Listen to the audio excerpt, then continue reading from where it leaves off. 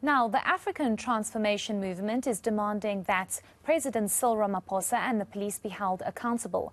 This over the robbery and theft of an undisclosed amount of money, allegedly in foreign currency, at the president's Ramaphosa Farm in Limpopo.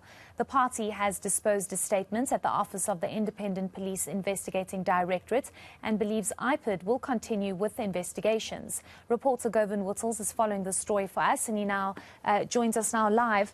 Govan, this is an interesting one. We know that a statement has now been deposed at IPID.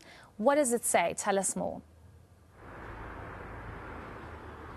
Indeed. So the African Transformation Movement have come to these IPID offices to ask them to investigate an alleged cover-up by the police following that theft at the Ramaphosa Farm. And the cover-up, the ATM alleges, involves the former police commissioner as well as the current police commissioner, which they say knew about the theft and yet didn't open a case. That, of course, falling within the number of topics that they've complained about for not opening a case, not reporting the crime. Also, the alleged illegal movements of the police officials that were investigating the case should be investigated by IPID, according to the ATM. And we spoke to the ATM's president, Zungula, just a short while ago regarding the complaint and the specifics around it. Let's have a listen to what he had to say. There is not reporting prescribed crimes in respect of Section 13.2 of the Sex Act of 1995. We note that the crime, like we've already stated, there's a confirmation that a crime indeed was committed, and however it was not reported, and the subsequent actions that were done by the police in terms of meeting in no man's land, apprehending the suspects, it was not done within the ambit of the law because the crimes were not committed.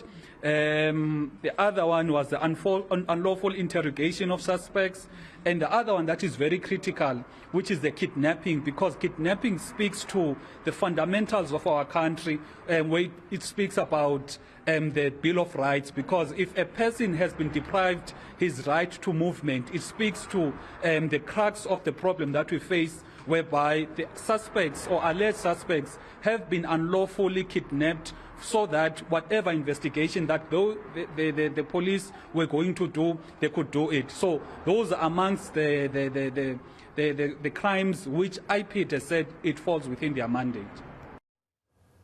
Govan, tell us what exactly the party wants investigated. They've mentioned all those contraventions there that they think the police are guilty of in their handling of the Ramaphosa case. But what's interesting here is that the ATM have come to the IPID offices with firstly the affidavit by Arthur Fraser, and then they've also got the statement of the Inspector General of Police in Namibia, and then they've also attached a number of media reports to that.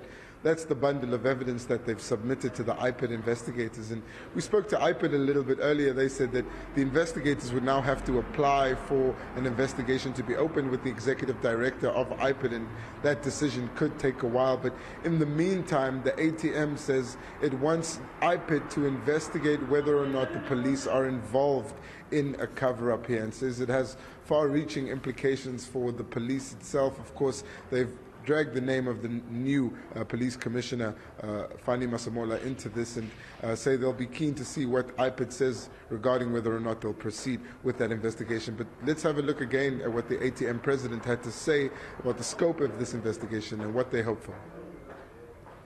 We've asked the IPID to investigate the police conduct. Our focus, it is the conduct of the police. Now, the police starts from the police commissioner to any other officer that falls within the employ of the police.